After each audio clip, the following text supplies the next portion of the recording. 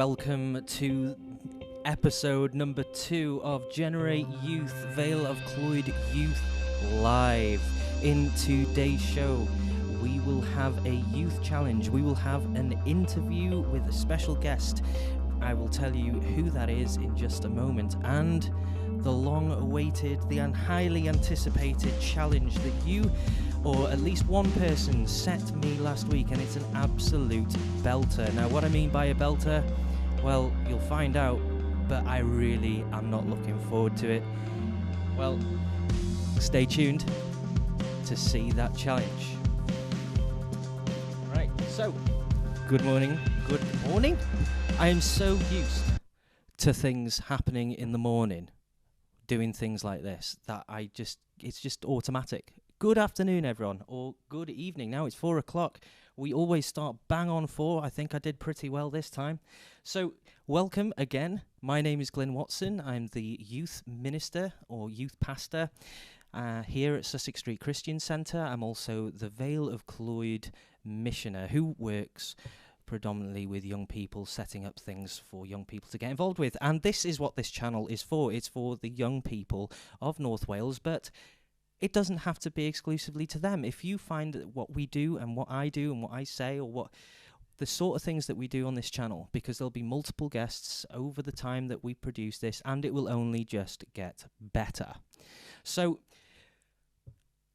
this is your opportunity to give me a new challenge for next week. So we've already had last week's challenge. It's been chosen and it's coming up. But now you get to choose what I do next week. Now, a few T's and C's, like I mentioned last week, as long as it is not illegal. So it cannot be illegal, it cannot be unsafe, and it cannot be immoral. Okay, and it cannot be fattening. Okay, but not that I like making exceptions. This one that I'm doing today, oh goodness me, it might make me bloated. I seriously think that having to, doing this is going to have serious ramifications for my health, because it's just absolutely disgusting.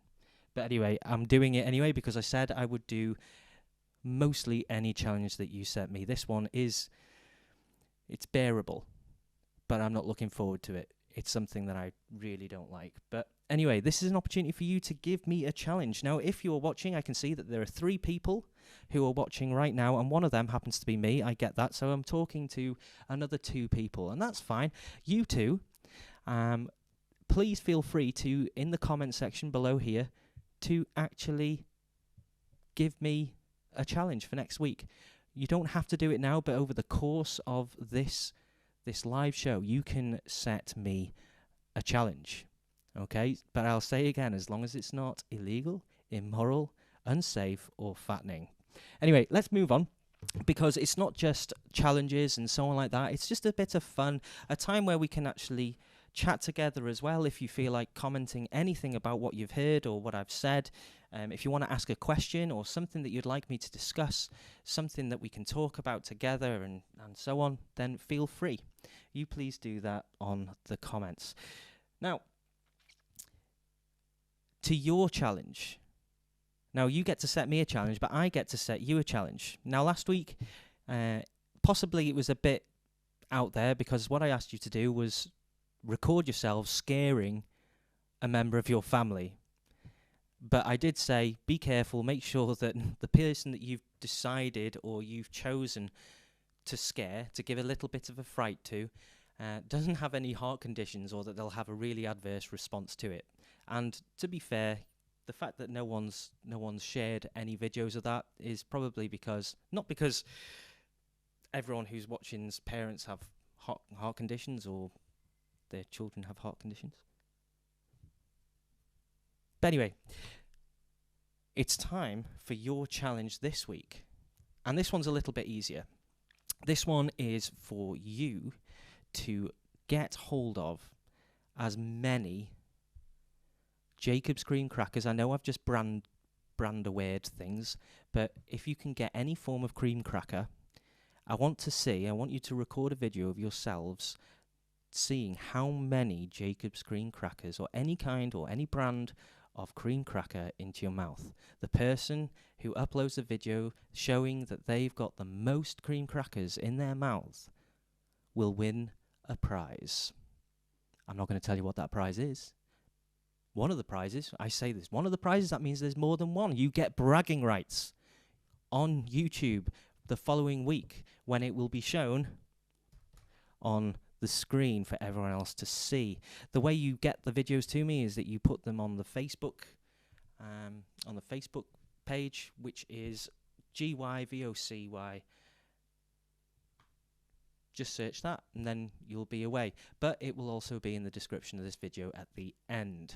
Okay, so come back to this video once you've recorded, click on the link that's in the description and subscribe to that channel or like that channel first, and then just post your videos on it. Okay?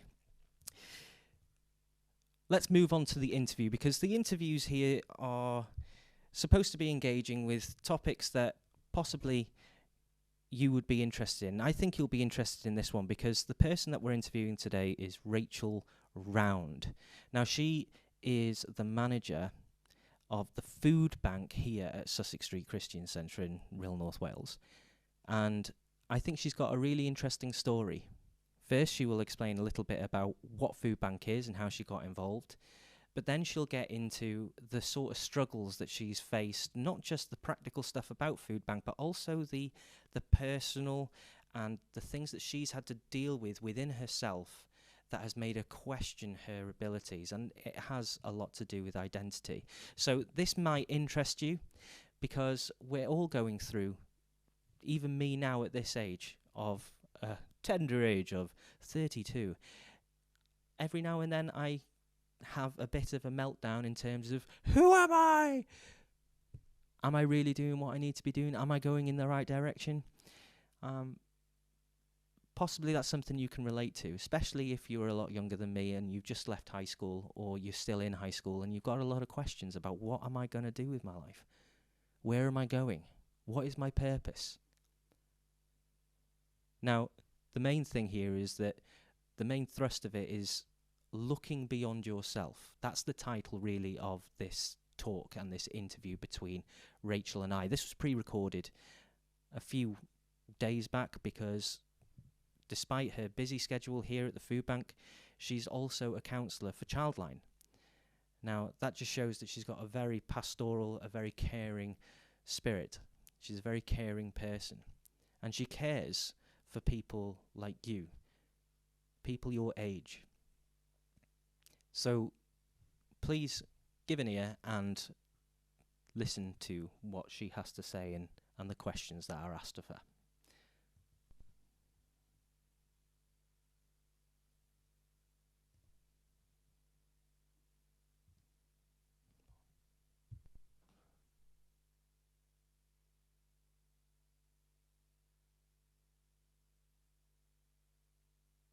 Hello and welcome to our interview this week, and this interview is with Rachel Round.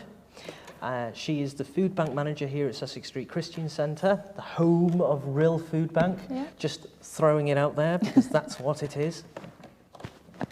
Okay, but she's going to be sharing with us today a little bit about herself, the history of food bank in Rhyl, and why she does what she does. So, welcome, Rachel. Thank you. It's good to have you with us. Thank you. Yeah, over to you. Okay. Well, I'm Rachel, and as Glyn said, I am the manager of Rhyl Food Bank. We have been up and running now since, I think, September 2019, so we're a pretty new food bank on the block. We have joined the Trussell Trust network of food banks, and what we do is we give out emergency food parcels to those that are in crisis in our local community. To tell you a little bit about myself, I have been a member or come into this church, Sussex Street Christian Centre, for around 17 years.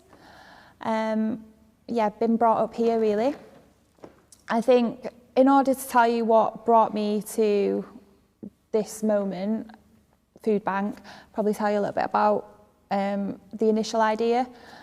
So I spent a lot of time, I had an experience with God, I guess, a real one, that kind of changed me. I don't think I was quite the same again. And I started to wonder what my place was, I guess, in the world, and wondering where I belonged and where my gifts were. I started to really kind of seek that out. And I came to Trev, which is the minister here, as you will know, and said, I'm here, Trev, I want to do something, I'm available, but I really don't know what I want to do. I don't know where my gifting is, but I'm here. And we threw a few ideas around, and Food Bank came up. And initially, I was like, no, that's way too big, can't do that. I want to start small. So I played with that idea for about 4-5 months, went back to Trev, kind of said, nah, can't do it, not for me. And he went, well, how about we go and meet with Trussell and just have a conversation? So I agreed, and we went and met in Costa, and we had a lovely conversation. We sat down. I had every intention of saying, thanks, but no thanks, it's not for me. And instead, I walked away so excited about Food Bank and what it was and what it meant. Kind of had the complete opposite effect on me. Again, didn't want to jump into it, was being super cautious, probably nervous, looking back, and took some time, and then kind of said, oh, do you know what, I'm going to go for it, let's go for it. So we ran with it. I think before we opened the doors in September, there was about 6 months planning to get things up and running and to get things sorted out. First of all, I needed a team. I had nobody. I knew I needed about 6 people to kind of make the food bank work. And I started approaching people, and instead of getting 6, I got 12 people, which allowed us to split the team into two, and we could have one team come in one day and one team come in another day. And that's what we've been doing so far. Up until now, Food Bank's running. It's up and running, it's open, and that's where we're at. So, before I ask you about what Food Bank is and what it does, how many people, just out of interest, off the top of your head, how many people have you actually helped? Okay, well, last count. Okay, it's from the last count, and the last count happened earlier today. So this is how, this is fresh. So this is how I know. Yep. So, taking into consideration the people that come through our doors and the families, because we include them in our sermons, we've helped around 1,319 people to be precise. 1,319. Yes. Wow. Yeah. Well, that's excellent. Yeah. Thank you. No, it's great. Thanks. So you've helped and met a need for 1,319 people. How? By doing?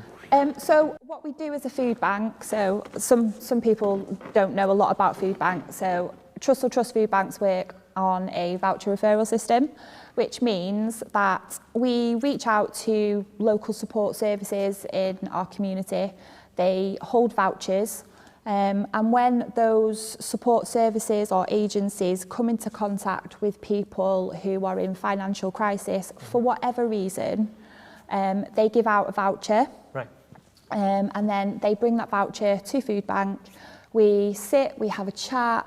We're really big on trying to build up on relationships, getting to know our clients, figuring out, what's led to this situation, how can we help?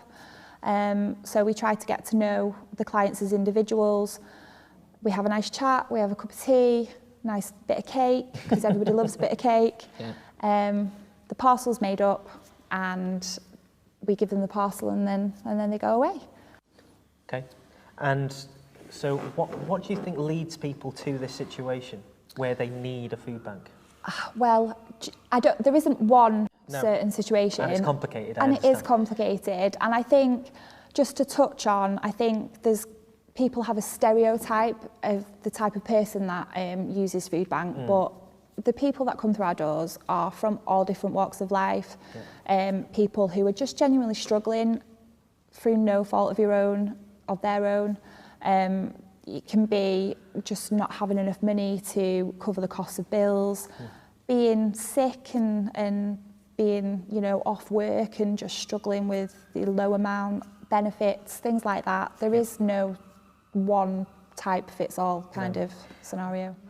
Why do you think you've spoken a little bit about God and bringing this up in you? Yeah. So you've got this calling that you feel as though God's placed on your heart. But from what I understand, because we've known each other for a while, is that you've always been passionate, or there's an underlying thing there, isn't there? Because I think your mum had a big influence on your personality, which she would, and the way that you approach and your passion for this area. So why would you be willing to explain a little bit about that? Yeah, of course. I think so. When I was a child, my mum had a calling, we'll call it, to open up a hostel for drug and alcohol dependency and homelessness. And she opened a 13-bedded hostel in Rochdale, which is where I'm from. And I watched that grow. It was a very big part of my life. And I always felt just naturally drawn to that kind of work myself. I just always felt passionate about it. I left school and went into health and social care because I knew that that's where I belonged. It's something I enjoyed doing and wanted to do. Yeah. And that's, I guess, the effect my upbringing had on me in that way. What seems to have happened is it's rubbed off. Yeah. It has. No, it must have, you know. But there was this moment, I think, where, you know, and you said it like 2 years ago, this moment happened where it seems though something major changed in you, and it's almost as though you couldn't sit still. Absolutely. You could not just sit there and just, it's actually, I need to do something. Yeah. No. Can you elaborate a little bit more on that? Yeah, of course.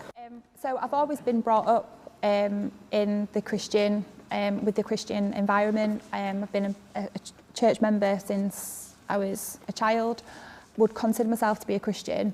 But as I got older into, you know, early adulthood, late teens, I started to really search, search myself for who I was, meaning of life and things like that, as you do.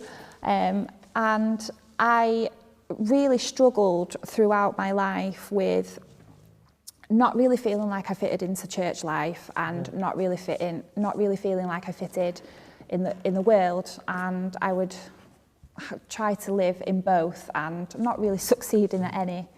And about 2 years ago, I had a real experience of God where he completely changed me as a person and my perspective. You know, I no longer, it was no longer just my Christian duty to do good. It changed me, and it suddenly became an honour to serve God. And in changing me, this nervous, shy, insecure girl, I started to seek out and search, well, what does God say about me and the person that I am, and how can I give back to him? Because of everything that he's given me. I suddenly became very aware of it, and started to search and seek for, I guess, my place in the world and what my gifts were, what my calling was. So that's kind of what led me to this journey, and where I am now. And that I think it's been a challenge for you because it hasn't been easy. You've said that it's taken you 6 months of planning, and then even in that you were like, oh, what am I doing? Yeah. And I think agree with this or disagree, I'm quite happy for you to do, is that even though it was established back in September and up to today, Yeah. it's still a challenge, isn't it? Because, Absolutely. you know, Yeah. why is it a challenge? Because underneath, you know, I still kind of quite often take a step back and I still battle with my own insecurities. Like, you know, I am quite shy. I do get nervous. I don't like speaking in front of people. I would say, you know, you'll find me at the back on a Sunday morning because I don't like to have the focus on me. So everything that I have done has almost been so unnatural that it doesn't feel like me.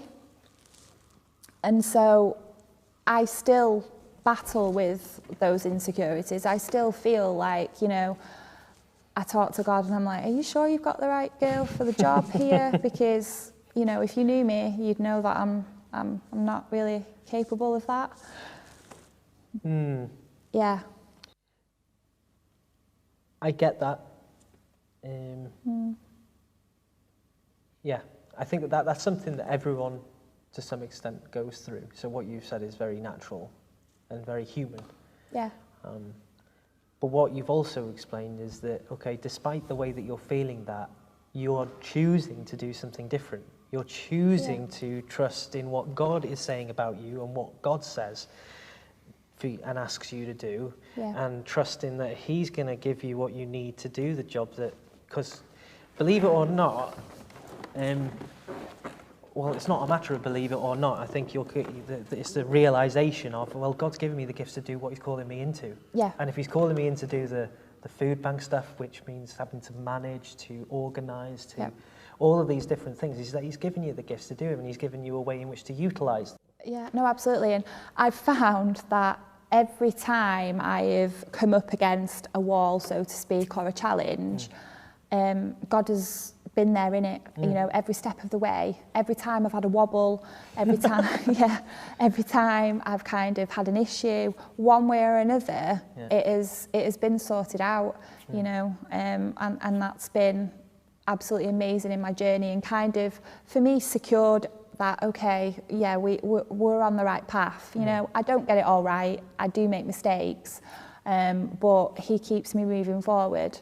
And like I said, I really do try to focus, rather than what I say about myself, I try to focus on what He says about me and hone in on that. So, to change gears a little bit, okay, so just to summarise up to this point, you've spoken a little bit about insecurities and fighting them, but also being secure and finding out more about what God's plan is for you and who you are in God. Yep. The changing gear here is, okay, it's the why you do it. Because you do it because you're a child of God. Yep, okay. But is there a purpose behind? Is it something that... So meeting the need, you're looking beyond yourself here, aren't you? Because you're serving other people. Yeah. But in the grand scheme of things, is this something that God really wants people to do more of for their neighbour, their friends, their family, the people on their street, the people in their neighbourhood? Is this the way that God designed the world to be, where people helped each other? I'd like to think so. I think, you know, for me personally, I didn't just want to be another Christian that said a whole heap of stuff and did nothing. For me, this was, okay, Rach, put your money where your mouth is. And for me, you know, Food Bank is a practical expression of God's love. It's the driving force behind it is God's love and what He's done for me, and that need and that want to give back, and, you know, the absolute honour it would be and is to give back, but then manoeuvring it so it's in a practical way, so it does something. It's not just talk. And Food Bank is that practical expression of God's love for me personally. I mean, I'm going back years now. Okay. As I think I've already mentioned this, that we do go back quite a bit, but This hasn't been the only way in which there's a multitude of ways in which you can serve and just serve people around. Yeah. I mean, we've been on, how many mission trips have you been on? You've been on the one mission trip? Just one, yeah. Yeah, is that with Romania, wasn't Yeah. it? Yeah, where we built a community centre. That Yep. was a community It was. centre one, wasn't Well it? Yeah, done. that's No, the no. one, and it got threatened Yes. to be burnt down by the local mafia. Yes, it did. Thankfully, it's still there. Why did we do that? We went there to demonstrate to the local community that needed something to demonstrate God's love. Yeah. And we had to pay our own way, and Yep. we went to build this community centre, and then just hand it over without them paying a single dime for it. You know, it's Yeah. and that just shows God's provision.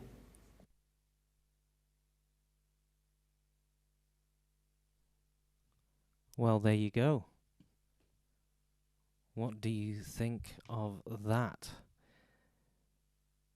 There was an issue with the latter half of the interview where I had to cut it short. However, let me just briefly give you like an overview of where we got up to, and it pretty much boiled down to identity and fulfilling God's purpose in our lives, because we all have a purpose given by God to not simply to meet needs, but also to satisfy us, to bring us security, that we are so secure in our identity because we are secure in God and what He has in store. There's no need to fear because He is a good God, He is a good Father, and He knows us intimately. And I want to read you quickly a psalm. Now, if I just zoom in a little bit so you get a better view of me, for better or for worse on that one. Now, it's Psalm 139, and let's see, how many verses? It's 24 verses. Let me just read this to you. And it's from a translation called the Passion Translation. It's not the only translation, but it's a translation that I'm using at the moment because it's kind of a fresh way of putting things. And it says this in Psalm 139. Lord, you know everything there is to know about me. You perceive every moment of my heart and soul, and you understand my every thought before even one enters my mind. You are so intimately aware of me, Lord. You read my heart like an open book, and you know all the words I'm about to speak before I even start a sentence. You know every step I will take before my journey even begins. You've gone into my future to prepare the way, and in kindness you follow behind me to spare me from the harm of my past. With your hand of love upon my life, you impart a blessing to me. This is too wonderful, deep, and incomprehensible. Your understanding of me brings me wonder and strength. Where can I go from your spirit? Where could I run and hide from your face? If I go up to the heaven, you're there. If I go down to the realm of the dead, you're there too. If I fly with wings into the shining dawn, you're there. If I fly into the radiant sunset, you're there waiting. Wherever I go, your hand will guide me. Your strength will empower me. It's impossible to disappear from you or to ask the darkness to hide me, for your presence is everywhere, bringing in light into my night. There is no such thing as darkness with you. The night to you is as bright as the day. There's no difference between the two. You formed my innermost being, shaping my delicate inside and my intricate outside, and wove them all together in my mother's womb. I thank you, God, for making me so mysteriously complex. Everything you do is marvelously breathtaking. It simply amazes me to think about it. How thoroughly you know me, Lord. You even formed every bone in my body when you created me in the secret place, carefully, skillfully shaping me from nothing to something. You saw who you created me to be before I became me. Before I'd even seen the light of day, the number of days you planned for me were already recorded in your book. Every single moment you are thinking of me. How precious and wonderful to consider that you cherish me constantly in your every thought. Oh God, your desires toward me are more than the grains of sand on every shore.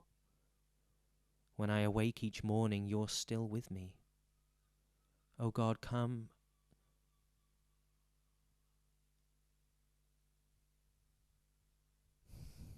God, I invite your searching gaze into my heart. Examine me through and through. Find out everything that may be hidden within me. Put me to the test and swift through all my anxious cares. See if there is any path of pain I'm walking on, and lead me back to your glorious, everlasting ways, the path that brings me back to you. And it's such a wonderful psalm, and it's such a comfort to know that this God created everything about me, knows everything about me, to the smallest detail to the biggest. And he cares. He loves. Not just me, but he loves you. You who are watching. And he loved Rachel far too much to let her sit. He calls her out to do something that he plans for her. Because he's given her a gift. He's given her talents. He's given her an ability to do things in her own particular way. God doesn't want you to be like the next person or the person that's on the TV screen. He wants you to be you because he's designed you to be you for a reason. And he's given you things that you can use, gifts and talents that you can use. And you are you. You are special. You are the way you are for a reason. And God loves you for that. So, let's zoom out a little bit more. I think it's time. I'm sorry. I need to prepare myself mentally because it's time for my challenge. I know who this person is who gave me this challenge. And I'm really questioning whether I like them right now. No, I do like them. I do like them. This isn't going to change the way that I view them at all. I know it's a bit of fun for them, and I know I set myself up for this, so it's my own fault. So, are you ready? I'm not, but let's go on. So, this was the challenge, and this was the message that was shown. So, the name is Jen. Some of you may know who that person is, but her suggestion, her challenge to me is to eat a large spoonful of what can only be described as a product of the fall. But what I mean by that is Marmite. Oh, goodness gracious me. Let me just zoom into the message so that you know that I'm not kind of lying there. But there's the message for you. Yes, I have to eat Marmite. My least favourite spread of all time. Goodness me, I'm really not looking forward to this one at all. But anyway, I've got to do it. And I am going to do it. And just so that you're aware, Marmite. Here we go. Marmite. And it's a brand new one. Oh, don't want to get the label stuck in there. And my spoon of choice. Just to tell you, oh gosh, just the smell. Oh, I shouldn't have opened it until I was ready. Seriously, it is definitely one of those things that you love or hate, and I'm definitely a hater.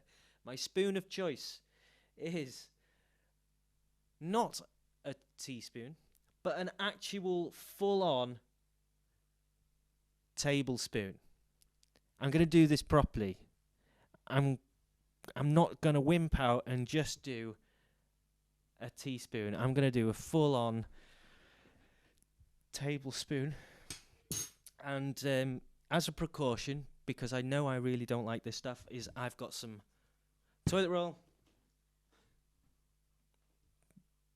Because it looks like the sort of thing that you would normally use toilet roll for to wipe off. But anyway, that's neither here nor there. Some water to wash it down with. And if the flavour gets too much, I've got some Lucozade just to add to the potential of indigestion, which I suffer from on a daily basis. And believe it or not, I have forgotten my Gaviscon. Oh, there you go. Another brand name I have slipped. But anyway, Gaviscon's great. I very rarely leave anywhere at my home without it, but this time, stupidly, I have. But anyway, I guess it's a matter of just getting on and doing it. I'm really not looking forward to this, if I'm honest, but I guess I've got to do it. I'm going to zoom in a little bit so you can actually see what I'm doing and how I'm doing it and the amount that is on the spoon. Right, so I'm going to move the mic just a little bit away so that you're going to... Oh, the smell's just absolutely vile. And this isn't warmed up at all, so this is just the full thickness of it. I'm probably going to be sick. Okay. Oh, man, it's just everything about it. It's just absolutely minging. Okay, so let me just show you. Oh, is it dripping? No, it's not. Right, let me zoom in a little bit more. That is a full tablespoon. I can't, that's how thick it is. I can put it upside down my head, look, and it's not going to fall. It's not going to fall at all, look. It's still there, and I'm going to have to go for this, aren't I? So, anyway, wish me luck, everyone. Oh, I don't want to do this. Jen, I'm going to have to get my own back, but vengeance is the Lord and all that. But anyway, oh, it's warming up, so it is actually going to start falling off the spoon very shortly. Okay, anyway, bottoms up, everyone. Oh, I'm going to be sick.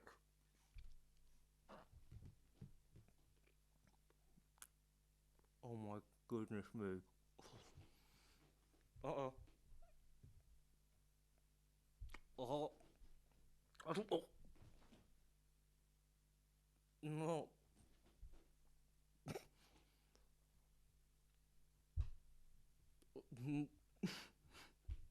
It's blue.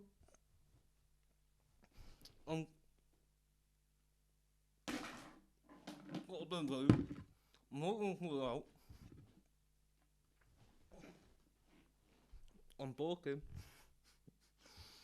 Right, it's clear in my mouth. Right, just calm myself down. I'm going to swallow it all in one. Oh,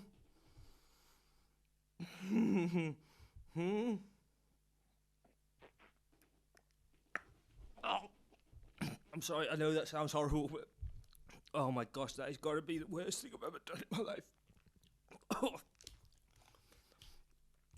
Okay, I hope you don't mind, but I've got to take some water for that one. Oh, pardon me.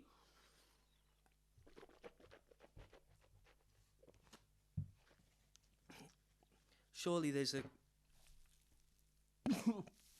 guideline on this saying you shouldn't have more than such and such. But it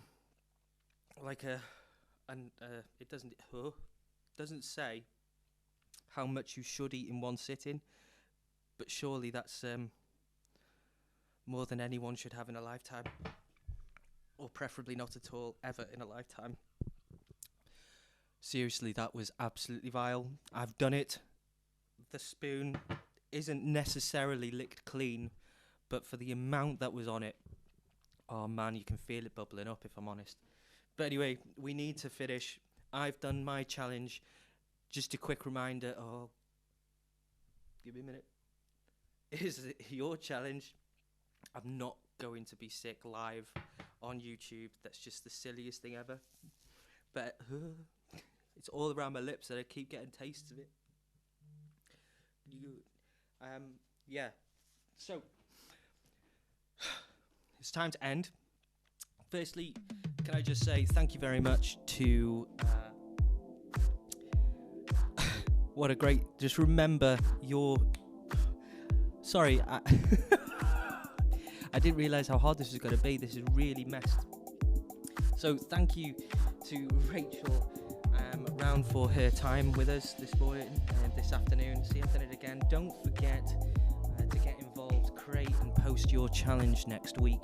And also next week we are going to have Trevor Casey, Trev the Rev, being interviewed by us. And don't forget to subscribe to this channel.